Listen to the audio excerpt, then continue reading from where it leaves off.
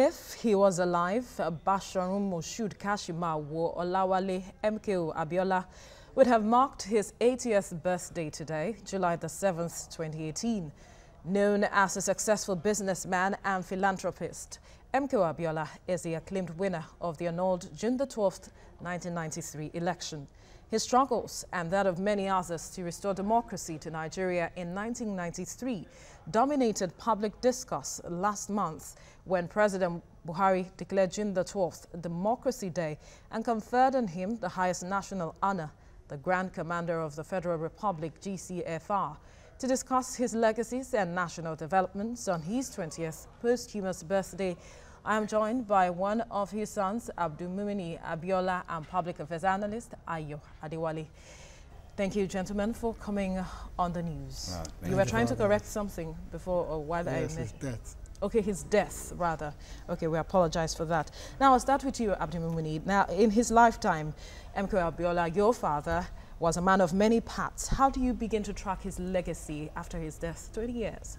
Well, you can track, with my dad, his legacy is basically Nigeria. So you can track his legacy by where we find ourselves today. He was a man who really believed in the unity of the country, and he really strived to better everybody he came across. And I think we need to use this time to reflect and use this time to take stock of where we are and how we got here, and not in the sense of pointing fingers, in the sense of, having a future that we can all be proud of. 20 years today, my father would not be pleased at what Nigeria has become. We should be a little bit better off. We should be more of brothers and sisters. We shouldn't be still talking about the same things we were talking about in 1993. All right, we'll come to that, but let me ask you, now, what would you say the person of MKO Abiola stood for you? For me, MKO stood for a better Nigeria. MKO was a philanthropist. He loved education, and he was a man of peace. I'm yet to see any Nigerian that have been awarded with the highest number of chieftaincy title that was bestowed on him. And this is an affirmation that he's loved everywhere, to the extent that the June 12 election was a very detribalized one. It was not about religious sentiment. It was a Muslim ticket. Nobody even saw religion as a factor as a then. And MK also was a businessman. I'm looking at the last story that you read concerning Lagos State trying to woo in investors and all of that. MKO pedigree, immediately people heard that he was coming off election. A lot of investors were bringing in investment, and the prices of commodities were crashing down. So you can imagine if MKO had been president. Nigeria would be, celebrating 20 years of uninterrupted power supply. Remember that he also had the lion's share in Volkswagen.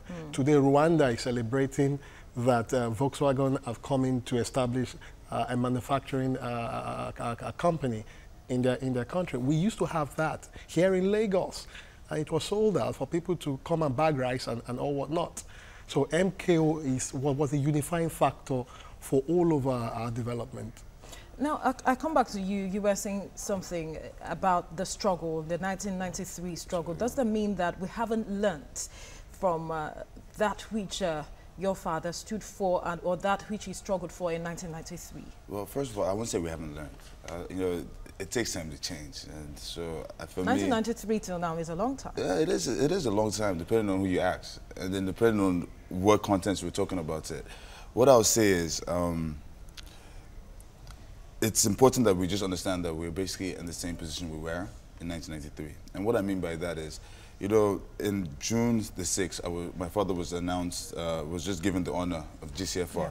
And that for me was one struggle ended for me, because the first struggle was to get my father's mandate, or just get his struggle acknowledged and his sacrifice acknowledged. And that was, with that acknowledgement from the president and the apology to the family, alhamdulillah, I'm so pleased with that. So that is one stage done. Then the other thing would now be, what was his vision for the country in 1993? What was he? What were some of his? What was his agenda? What exactly do you want to do? And so the first thing, once I even heard the news about the honor, I just thought instantly that, okay, so Abdul, now what are you doing to further that vision for the country. So it's important that we, in our own different, wherever we are, we just put our hands on the till and move the country forward. So my father said something. He goes that the most precious thing in the country is not our oil or the gold in Osun or, let me see, the cocoa in Ogun State, but the most important thing in the country is our people. And you have to understand that my dad was a poor person when he grew up, and he became one of the richest men in Africa. Okay. So that just shows you that it wasn't like he had a golden, like a silver spoon in his mouth, and that's what gave him the heads up no. So we don't even know where the next Abiola is going to come from, but we need to be on the watch for it. And we need to be active, we need to get people engaged, and just give people an opportunity to flourish. And I think that's where we need to go with that. All right, quickly before we wrap up now, can Nigeria embrace hope again the way Abiola intended to make it a central issue in our national life?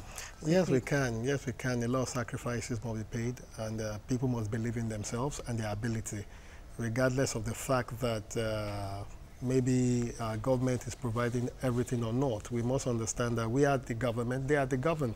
And we must try as much as possible to support the Buhari administration to fight away corruption. Because if we don't do that, corruption is a cankerworm that will limit our growth. And we must think out of the box. We must be very daring as a people, as a nation, and we must reach out for the best in life. All right, public affairs analyst Ayodele and one of MKO Abiola's sons, Abdulmumin Abiola, thank you for your time on the news. Thank you for having us.